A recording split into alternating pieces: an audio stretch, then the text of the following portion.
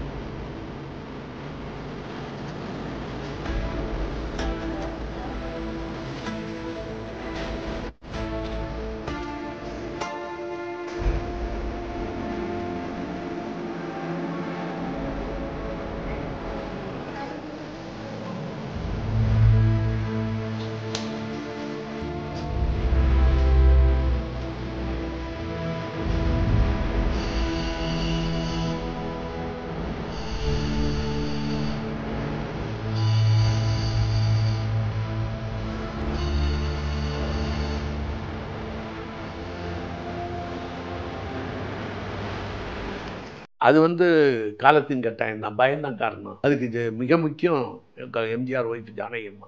எம்ஜிஆரோட 4 வருஷம் பழக்கம், ஜானகி அம்மாவோட 10 வருஷம் பழக்கம், 10-15 வருஷம் பழக்கம். என்னுடைய பழக்க வழக்கமும் என்னுடைய குணமும் கொஞ்சம் சினிமாவுக்கு அன்ஃபிட்டு தான் ஏறக்குறைய. அதனால் நான் மற்றவங்களையும் நான் சொல்லலை.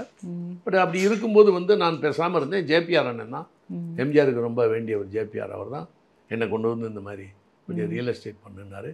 எனக்கு ரியல் எஸ்டேட்னா என்னன்னே தெரியாது. இன்னொன்று, ரியல் எஸ்டேட்டே எனக்கு பிடிக்காத பிஸ்னஸ்.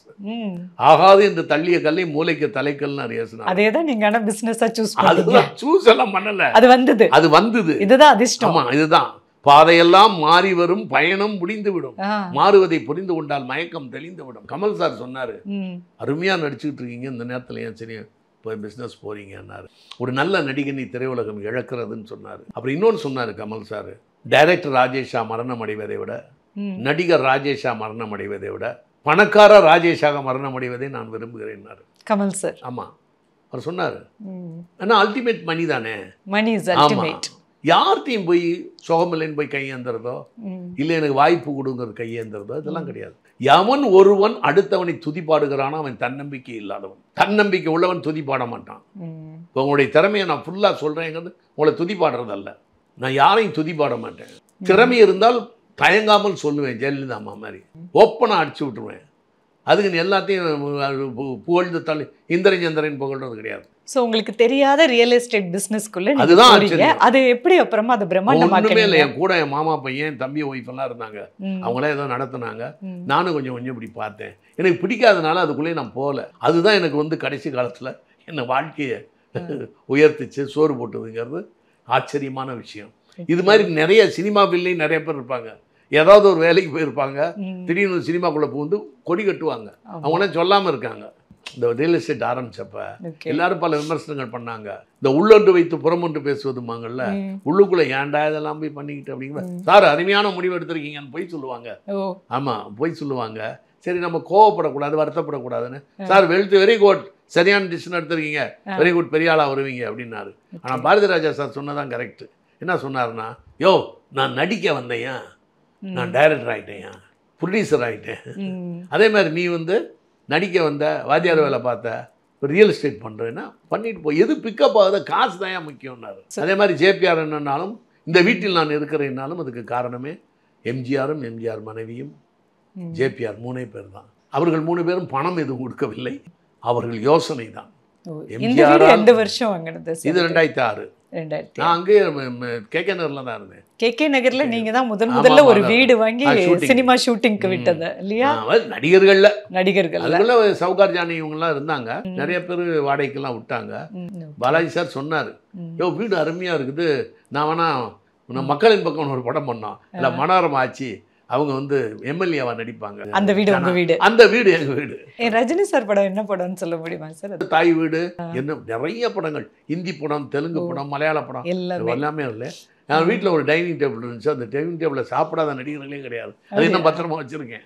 என் மகன்கிட்ட சொல்லுவேன், எதை விட்டாலும் இந்த டேபிளை மட்டும் விட்டுறாத, அத்தனை பேர் சாப்பிட்ருக்காங்க. அதை இது பண்ணிட்டு புதுப்பிச்சுக்கிட்டே இருக்கேன். நான் 86ல் பண்ணது அந்த டேபிள்.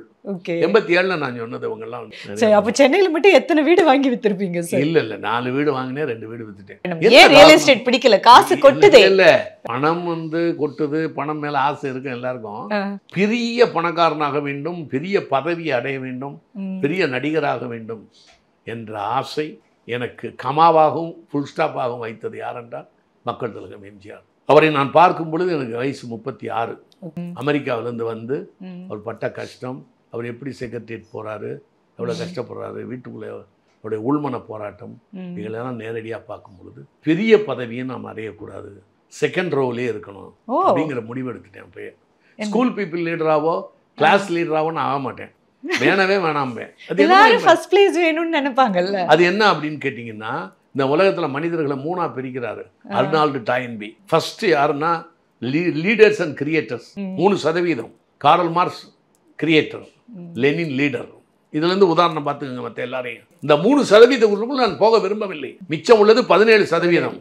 இந்த 3%ஐ பிடிப்பதற்கு பாடுபடுகிறவர்கள். மிச்சம் 80% சாதாரணமாக காலாட்டிக்கிட்டு 3 வேளை சாப்பிட்டுக்கிட்டு அடுத்தவனை கிண்டல் பண்ணிக்கிட்டு விமர்சனம் பண்ணிக்கிட்டு ஜாலியாக இருக்கிறவங்க தான் 80%. அவருடைய ஹியூமன் கேட்டல்ங்கிறாரு, யாரு மனித மிருகங்கள்ங்கிறாரு, ஸ்பீக்கிங் அனிமல்ஸ் அப்படிங்கிறாரு. அது வந்து எனக்கு 17 போதும். எம்ஜிஆர் அவர்களை பார்க்கும்போது பார்த்தேன், ஜெயலலிதா அம்மா பார்த்தேன், இவர் கலைஞரை பார்த்தேன், எல்லா இன்னும் சொல்லக்கூடாத ஆட்களை எல்லாம் பார்த்தேன். எனக்கு எம்ஜிஆர் தான் முதல் கதைத்திருப்போம். அவங்க ஒரு நிம்மதியான ஒரு வாழ்க்கை, அவர் பட்ட கஷ்டங்கள் தான். ஒரு ஃபர்ஸ்ட் இடத்துக்கு வந்துட்டு அதை கீழே விழாம ஆடிக்கிட்டே இருக்காங்க பாருங்க, அது பாவம். அது ரொம்ப அது தேவையே இல்லை. ஒரு மனிதனுக்கு வந்து இப்போ இந்த வீடு இருக்குது, 6000 ஸ்கொயர் ஃபீட் என் வீடு, 3 வேளை சாப்பாடு இருக்குது, டைனிங் டேபிள் இருக்குது, சமைச்சு